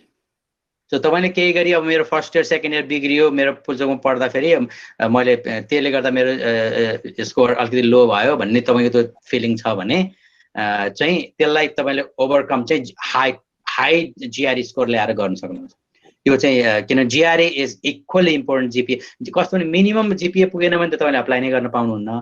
त्यो पुगिसकेपछि जब अप्लाई गर्न पाउनुहुन्छ त्यस पछाडि जिआरई अनि तपाईँको एसए जुन लेख्नुहुन्छ नि त्यो एसएमा लेख्नुहोस् क्या सबै। किन मेरो चाहिँ आफ्नो चाहिँ के हो क्यापासिटी के हो, मेरो नलेज के हो, मेरो चाहिँ त्यो स्ट्रेङ्थ के हो भन्ने कुरा एसएमा लेख्नुहोस्। त्यसले हेल्प गर्छ। अनि अर्को अप्सन के हुन्छ भने त्यस्तो भयो भने चाहिँ मिडल लेभलको युनिभर्सिटी खोल्नुहोस् जहाँ चाहिँ त्यो युनिभर्सिटीहरूले चाहिँ तपाईँलाई सपोर्ट गरोस्। अनि त्यहाँ बसेर तपाईँले मास्टर्स गर्दाखेरि रिसर्च गर्नुहोस् प्रोफेसरसँग अथवा राम्रोसँग पढ्नुहोस्। अनि त्यसले चाहिँ तपाईँको ब्याचलरको जिपिएलाई चाहिँ तपाईँले पलिस गर्न मिल्छ। त्यसले चाहिँ अनि किन तपाईँ मास्टर्स गरिसकेपछि त मास्टर्स काउन्ट हुने भयो नि त, ब्याचलर काउन्ट हुने भएन होइन। र एउटा कुरा के याद गर्नुहोस् भने पुल्चोक क्याम्पसको विद्यार्थीहरू जो पनि अमेरिका आछन्, जति पनि मेरो आफ्नो कलिग प्रोफेसरहरूसँग मैले भेट्छु, they are so proud of them. तपाईँले अपर्च्युनिटी पाउनु मात्रै पर्छ। You can do much better than any one from India, any one from China, any one from any part of the world. त्यति कम्पिटेन्ट एजुकेसन तपाईँसँग छ। अब त्यसको हामी जुन मलाई चाहिँ आफूलाई जुन गर्व छ पुल्चोकमा पढेको, हामी त त्यो सबभन्दा फर्स्ट ब्याच चौथो ब्याचमा पढेको। तपाईँहरू त झन् न्यू टेक्नोलोजीमा पढ्नु भएको छ होइन। तपाईँहरूमा चाहिँ त्यो हिचकिचाहट केही पनि हुनु हुँदैन। अनि धेरै प्रोफेसरहरूलाई चाहिँ what is Tribhuvan University Pulchowk campus भन्ने सबैलाई थाहा छ अमेरिकामा। जस्तो आइआइटी थाहा पाए जस्तै अहिले पुल्चोक क्याम्पस थाहा भइसकेको छ। त्यस कारण धेरै वरी नगर्नुहोस्, just apply. If you are confuse shoot me an email. Okay, sir, thank you. And the next question is, you've said that we can apply before the completion of BSc, but how early can we apply? I mean, can we start our classes even if we don't get the final transcript? No. तपाईँले apply गरेर जस्तो मैले भनेको 7th सेमेस्टरसम्म पढिसके पछाडि जुन transcript 7th सेमेस्टरको transcript आउँछ नि त्यो बेला हो द्याट अर्ली द्याट। किनभने तपाईँको ग्रेजुएसन डेट त म यो टाइममा ग्रेजुएसन हुन्छु भनेर तपाईँले लेख्नै पर्छ। अनि तपाईँको ट्रान्सक्रिप्ट चाहिँ यहाँ अमेरिका आएपछि तपाईँको त्यो कम्प्लिसन सर्टिफिकेट र ट्रान्सक्रिप्ट नभइकन त तपाईँलाई इनरोल नै दिँदैन, इनरोल नै हुन पाउँदैन। अर्को के भने तपाईँ इभन एम्बेसीमा भिसाको लागि नै इन्टरभ्यू दिन जानुभयो भने पनि तपाईँको कम्प्लिट भएको छैन भने तपाईँलाई भिसै दिँदैन। त्यो भएर मैले चाँडै स्टार्ट गर्नुहोस् भनेको चाहिँ टाइम बाई गर्नको लागि त्यो प्रोसेसमा त्यो प्रोसेसलाई लाग्ने टाइमको बिचमा चाहिँ तपाईँले चाहिँ सबै अमेरिकाको चाहिँ I-20 देखि लिएर सबै चिजहरू अमेरिका पुग्नलाई भ्याउँछ अनि त्यो कुर्ने टाइम लस गर्नु पर्दैन भन्ने हिसाबले मैले भनेको। नभए चाहिँ कोही मान्छे चाहिँ अमेरिका आउने भन्यो भने जुन तपाईँले अप्लाई गर्नुभयो, अप्लाई गरेपछि यो प्रोसेसमा लाग्ने 7-8 महिना 8-9 महिना त्यतिकै बस्नुहुन्छ नि नेपालमा, त्यो टाइम सर्टन गर्नलाई चाँडै गर्नुहोस् भन्नु खोजेको। तर के भने if you don't want to do that, you don't need to do that. Thank you. Next question is, as many students deferred their admission from fall 2020 to fall or summer 2021, how will this impact for the intake next year? त्यसले impact केही पनि गर्दैन, किनभने त्यो differ भए पनि आखिरमा admission लिने capacity छ नि त, त्यो क्यापासिटी छ युनिभर्सिटीमा, त्यसले केही पनि इम्प्याक्ट गर्दैन। किनभने राम्रो स्टुडेन्टहरू आयो भने युनिभर्सिटीले लिनै हाल्छ क्या यसै पनि। अर्को रिसर्च फन्डिङहरू चाहिँ बढेर गइरहेछ हैन, त्यो भएर खास त्यति इम्प्याक्ट हुँदैन। Don't worry about that. Okay sir, thank you. अनि एमएस र डाइरेक्ट पीएचडी को चाहिँ प्रोज एन्ड कन्स सरले केही बताइदिनुहुन्छ कि? ओके, सो धेरै जसो विद्यार्थीहरू म देख्छु, कति भाइहरू चाहिँ एकदमै राम्रो स्कोर लिएर आएको भाइहरू पनि होइन म त मास्टर्स गरेर काम गर्छु भन्नुहुन्छ हैन। त्यो चाहिँ एक हिसाबले राम्रो पनि हो, कामको एक्सपोजर हुन्छ, यहाँको पीई लाइसेन्स चाहिँ चाँडै पाइन्छ र अलिकति पैसा पनि कमाइन्छ अनि आफ्नो चाहिँ फाइनान्शियल स्ट्याटस पनि राम्रो हुन्छ भन्ने हिसाबले राम्रो हो, त्यो खोज्ने पनि राम्रो हो। तर आफ्नो दिमागमा चाहिँ म अल्टिमेटली म चाहिँ एकाडेमियामा जाने हो अथवा म चाहिँ रिसर्च गर्ने हो र मलाई चाहिँ मेरो त्यो अल्टिमेट गोल हो भन्ने छ भने चाहिँ नकुर्नुहोस्। अनि एमएस र उसको चाहिँ फाइदा के हुन्छ भने एमएस गर्दा गर्दै जुन तपाईँले प्रोफेसरसँग काम गरेर हुनुहुन्छ त्यो प्रोफेसरले नै तपाईँ राम्रो गर्नुभएको छ भने जस्तो मसँग काम गर्ने विद्यार्थीलाई म लुजै गर्न चाहन्न, ऊ चाहिँ कन्टिन्यू गरेर है ग्रेजुएसन नगरेर भन्ने जुन फिलिङ हुन्छ नि प्रोफेसरलाई त्यो फिलिङ हुन्छ। त्यसले गर्दा फेरि उनी त्यही कन्टिन्यू गर्यो भने टाइम लस हुँदैन। In 3 to 4 years you can finish masters and PhD। कतिले त 3 वर्षमै सिधाउँछ मास्टर्स PhD हैन, तर लामो नै भयो भने पनि 4 वर्षमा सिद्धिन्छ। अनि मास्टर्समा गरेको सबै कोर्सहरु चाहिँ PhD मा ट्रान्सफर हुन्छ। अनि त्यसले गर्दा आफ्नो डिटर्मिनेसन चाहिँ म डक्टरल नै गर्छु भन्ने डिटर्मिनेसन भयो भने चाहिँ PhD गर्नुहोस्। यहाँ अन्डर क्वालिफाइड ओभर क्वालिफाइड भन्ने यो कन्ट्रीमा हुँदै हुँदैन। PhD गरेर गर्यो भने त्यो लेभलको हाई लेभलको जब पाउँछ, जब पाउन एकदमै सजिलो हुन्छ डक्टरल गर्ने मान्छेहरूलाई। अब त्यो भएर आफ्नो क्यापासिटी अनुसारको जब पाउने भए हुनाले चाहिँ बाहिर काम गर्छु 2-3 वर्ष भनेर पूर्ण जरुरी छैन। तर कति स्टुडेन्टहरु चाहिँ म एक्सपोजर लिएर वर्किङ एक्सपोजर लिएर अनि PhD मा आउँछु भन्ने स्टुडेन्टहरु पनि हुन्छ। That is also good. तर मेरो रिकमेन्डेसन चाहिँ PhD नै गर्नु छ भने just go straight. Sir thank you. यहाँ जब रिलेटेड क्वेरी थियो, सरले त्यो पनि भनिदिनु भयो र पोस्ट कोभिड सिचुएसन चाहिँ कस्तो रहेको छ भनेर पनि एउटा क्वेशन छ यहाँ। यो त संसारमै गाह्रो चिज भइरहेछ। जस्तो म घरबाट मेरो होल अफिसको काम मेरो स्टाफहरु पनि घरबाटै गरेको झन् 7 महिना भइसक्यो हैन। मेरो आफ्नो चाहिँ ब्युटिफुल अफिस नदेखेको 7 महिना भइसक्यो, घरबाट गरेर आउँछु म है। अनि त्यसले गर्दा फेरि अहिले कस्तो छ भने एजुकेसनमा फरक छैन, पढाइ भइरहेछ, क्लास चलिरहेछ सबै। डिग्री लिनलाई चाहिँ केही पनि प्रब्लम छैन। क्लास चाहिँ अब सिन्क्रोनस हुन्छ, भर्चुअल हुन्छ, सिन्क्रोनस, खास त्यति फरक परेको छैन। तर रिसर्च गर्ने स्टुडेन्टहरुलाई चाहिँ फरक छ, किनभने क्याम्पसमा लिमिटेड एक्सेस छ, फन्डिङ अलिकति लिमिटेड छ। होपफुल्ली आउने स्प्रिङबाट चाहिँ यो सिचुएसन मच बेटर हुन्छ। एन्ड मेरो एक्सपेक्टेसन, म चाहिँ रिसर्चको चिफ युनिभर्सिटीको भए हुनाले म त एनालिसिस पनि गर्नुपर्छ मैले आफूले पनि। मेरो एनालिसिसमा चाहिँ आउने समरबाट चाहिँ ब्याक टु नर्मल हुन्छ सिचुएसन। कोभिड त नर्मल नहोला, तर रिसर्च र युनिभर्सिटीको चाहिँ एजुकेसन सिचुएसन चाहिँ ब्याक टु नर्मल हुन्छ भन्ने मेरो optimistic, मेरो होप छ भनौँ न। I am very very positive on that. Okay sir thank you. अनि अहिले चाहिँ recently US administration is trying to have fix end dates visas 2 years को लागि मात्रै दिने भनेर न्यूजहरु आइरहेको छ। How will this affect Nepali student भनेर? 2 वर्षको लागि दियो भने पनि वास्तवमा त्यसले केही पनि असर गर्दैन, किनभने जो मान्छे यहाँ पढ्न आउनुहुन्छ नि, यहाँ चाहिँ भिसाको रिन्यू यहाँ भइ नै हाल्छ क्या। नेपालबाट 2 वर्षको लागि लिएर आए पनि भिसा त यहाँ रिन्यू हुन्छ, यहाँ नेपाल फर्किनु पर्दैन रिन्यू गर्नको लागि। अर्को काम गरिसकेपछि चाहिँ ओपिटी भन्छ, जेनरली स्टेम एजुकेसन, इन्जिनियरिङ एजुकेसनमा चाहिँ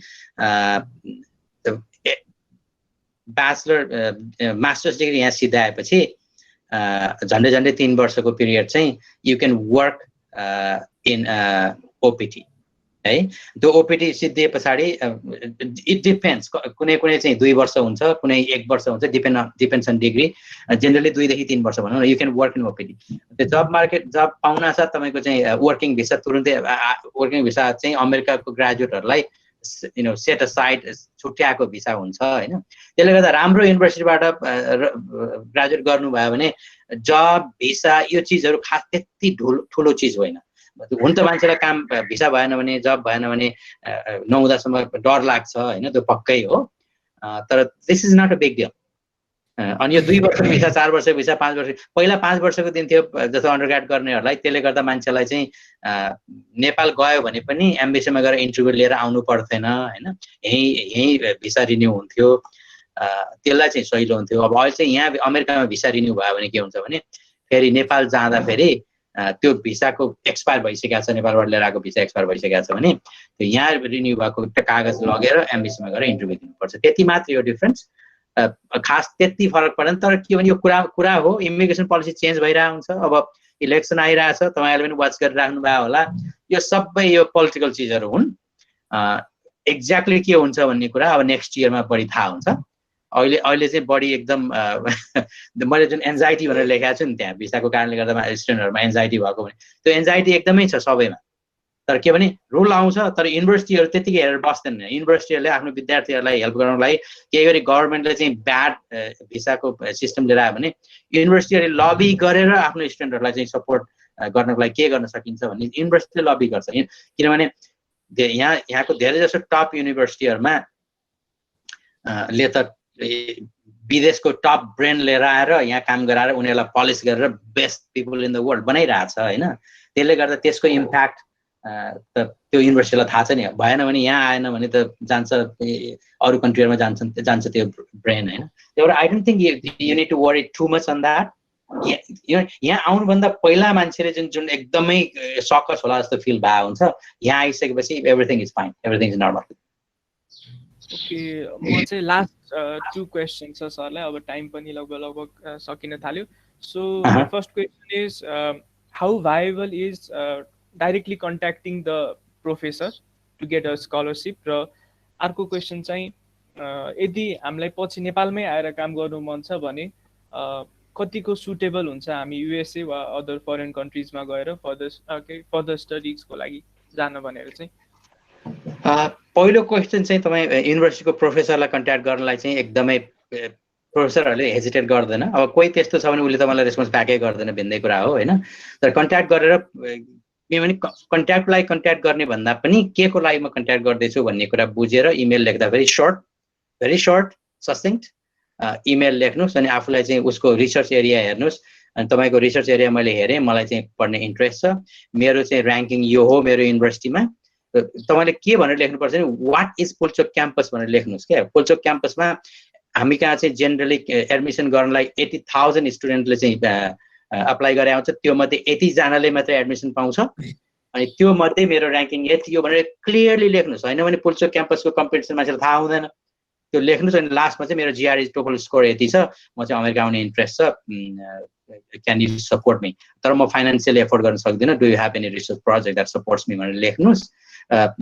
धेरै जस्तो मान्छेले इभन कहिलेकाहीँ कस्तो हुन्छ उनीहरूले राम्रो स्टुडेन्ट खोजेर बसिरहेको हुन्छ। त मैले कहिलेकाहीँ भनौँ न, मैले मेरो फर्स्ट स्टुडेन्ट हायर गर्ने बेलामा I was looking for a student from Pulchowk campus. म एकदमै मसँग अब 100औं एप्लिकेसन बसिरहेको छ, टप अफ द टप बसिरहेको छ। मैले कोही पनि लिइनँ, लास्टमा ईश्वरले अप्लाई गरेँ मेरो स्टुडेन्टले। अनि अघिल्लो दिन अप्लाई गरेँ, मैले खोजेको थिएँ, भोलिपल्ट उसलाई चाहिँ मैले कन्फर्मेसन पठाइदिएँ। यु सी, वान डेमा एभ्रिथिङ इज डन। कहिलेकाहीँ त्यस्तो अर्जेन्टली मान्छे खोजेर बसिरहेको हुन्छ। त्यो अब हेजिटेट नगर्नुहोस्, लेख्नुहोस्। अर्को, नेपालमा गएर काम गर्नलाई अमेरिकाको एजुकेसन, यहाँको एजुकेसन हेरेपछि तपाईँ थाहा पाउनुहुन्छ कि वाट इज एजुकेसन। अमेरिकामा त्यो घोकन्ते विद्या टेक्स्ट बुक ओरिएन्टेड क्लास हुँदैन। यहाँको मास्टर्समा तपाईँले पुरा प्रोजेक्ट बेस्ड हुन्छ, तपाईँलाई प्रोजेक्ट गर्न सक्ने लेभलको बनाउँछ मास्टर्स सिध्याउने बेलासम्म। र यहाँको मास्टर्स चाहिँ एक्सट्रिमली टफ डिफ्रेन्ट एङ्गलबाट। फेरि थ्रु आउट द सेमेस्टर चाहिँ यो होमवर्क गर्दा गर्दै मान्छेलाई गाह्रो भइसकेको हुन्छ होइन। त्यसले गर्दा अनि यहाँको जुन वर्ल्डको बेस्ट गाइडलाइनहरू जुन संसारमा जुन छ गाइडलाइन त यहीँबाट बनाएको छ होइन, अमेरिकाबाटै बनाएको छ। त्यो गाइडलाइनहरू त्यो कोडमा तपाईँले काम गर्ने भएको हुनाले पक्कै नेपाल जाँदाखेरि एडजस्टमेन्ट त तपाईँलाई चाहिन्छ, किनभने फरक त भइहाल्छ त्यहाँको सिचुएसन। तर you feel yourself you get yourself in totally different position. र तपाईँले मान्छेलाई चाहिँ कन्भिन्स गर्न सक्ने पावर पनि तपाईँलाई बनाएको हुन्छ, किन तपाईँले देखिराख्नु भएको हुन्छ त्यो प्रोजेक्टहरू यहाँ। अनि त्यो भएर तपाईँले त्यति धेरै नसोचे पनि हुन्छ त्यस्तो अमेरिकाबाट गरेर मलाई नेपालमा गएर गाह्रो होला भन्ने। तर एडमिनिस्ट्रेटिभ चिजहरू के होलान्, अब इक्विभ्यालेन्सी गराउनु पर्ने के छ भने चाहिँ I don't know about that. तर US education system in good school is amazingly good. Keep that in mind. The best in the world. अनि एउटा अर्को क्वेसन चाहिँ मैले मिस गरेको छु, लास्ट क्वेसन। अब चाहिँ अन्डर को बेलामा कसैलाई यदि ब्याकलग्सहरू छ भने पछि त्यसले चाहिँ फर्दर स्टडीको लागि केही प्रब्लमहरू क्रिएट गर्छ कि नै भनेर पनि क्वेसन सोध्नु भएको रहेछ। ए नो, ब्याक लागेको छ भने भन्न खोज्नु भएको? हजुर सर। ए नो नो नो, अब यो तपाईँको उहाँको चाहिँ स्टुडेन्टको फाइनल स्कोरमा डिपेन्ड गर्ने भयो होइन। त्यो ब्याक लागेको नलागेको भन्ने त्यस्तो हेर्ने भन्ने हुँदैन। त्यो त आफूले तपाईँलाई आफ्नो अन्डरस्ट्यान्डिङ हो होइन, त्यसले केही पनि असर गर्दैन। तपाईँको अब जिपिए त कम होला त्यसले गर्दाखेरि होइन, it has nothing to do. अर्को तपाईँ मिडिएकर ब्याचलर डिग्रीमा मिडिएकर हुन सक्नुहुन्छ होइन, तर तपाईँको जिआरई स्कोर मैले देखाएको छु मान्छे 67-66% लिएर आएको पुल्चोकको स्टुडेन्टको पनि कहिलेकाहीँ म कहाँ आउँछ application, but GRE is 170, quantitative 170 out of 170। त्यो हेर्न साथ त मान्छेले के गर्छ भने wow he got 170 out of 170 in GRE. त्यस्तो सिचुएसन छ भने मेहनत गरेर जिआरईमा टप स्कोर लिएर आउनुहोस्। अर्को के याद गर्नुहोस् भने नि, पुल्चोकको विद्यार्थी तपाईँहरू होइन, तपाईँहरूको भित्र तपाईँले नम्बर 1 र नम्बर कति अहिले त 96, 100 कति होला, 144 होला ऱ्याङ्किङमा।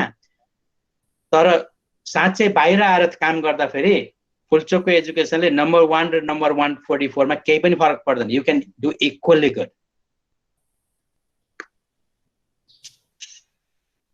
Thank you. अब चाहिँ क्वेसन आन्सर सेसन चाहिँ सकिएको छ यतिमै। ल प्रोग्रामलाई एन्ड गर्न चाहिँ म हाम्रो सन्तोष कुमार श्रेष्ठ सरलाई चाहिँ अनुरोध गर्न चाहन्छु।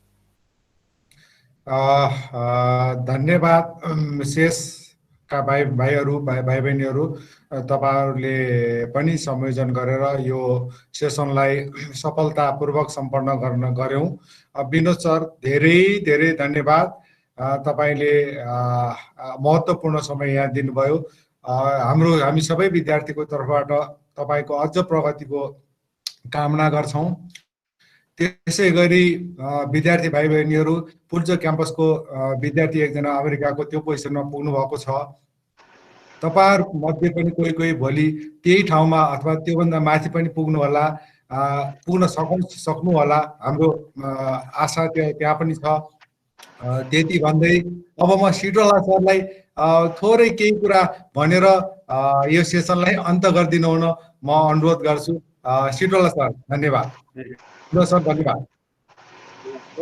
सन्तोषजी धन्यवाद है। अब विद्यार्थीहरूलाई अर्को क्लास लिन हतार पनि होला हैन। अब विनोदजीले जुन विनोदजीसँग मैले सानो कुरा मात्रै हैन, हामीले विनोदजी मार्फत हैन हामीले यो आइपिएल आइसिएल भन्ने यो इन्टरनेसनल प्रोग्राम फर ल्यान्डस्लाइड अथवा इन्टरनेसनल कन्सोर्टियम अफ ल्यान्डस्लाइडमा चाहिँ थुप्रै काम गरेका छौँ। हामी जोइन्टली मेम्बर पनि छौँ हैन। भनेपछि उहाँको जुन नेपालप्रतिको माया मोह हैन, यो हाम्रो विद्यार्थीहरूमा मेसेज गराउने जुन आज तपाईँले प्रयत्न गर्नुभयो हैन, उहाँ धेरै रुचि राख्नुहुन्छ कि यो आफ्नो कलेजलाई चाहिँ कसरी सपोर्ट गर्न सकिन्छ भनेर। र विगतमा हामीले थुप्रै कोप गरेका छौँ, थुप्रै कार्यक्रम, खास गरी त्यो आइसिएलको कार्यक्रमबाट यो ल्यान्डस्लाइडमा पढ्ने जियोटेक पढ्नेहरूको लागि त त्यो थुप्रै मेटेरियल पनि हामी त्यो जर्नलहरू पाउँछौँ। ल्यान्डस्लाइड भन्ने तपाईँहरूले हेर्नु भने राम्रो इम्प्याक्ट फ्याक्टर भएको जर्नल छ, त्यसको हार्ड कपी नै आउँछ।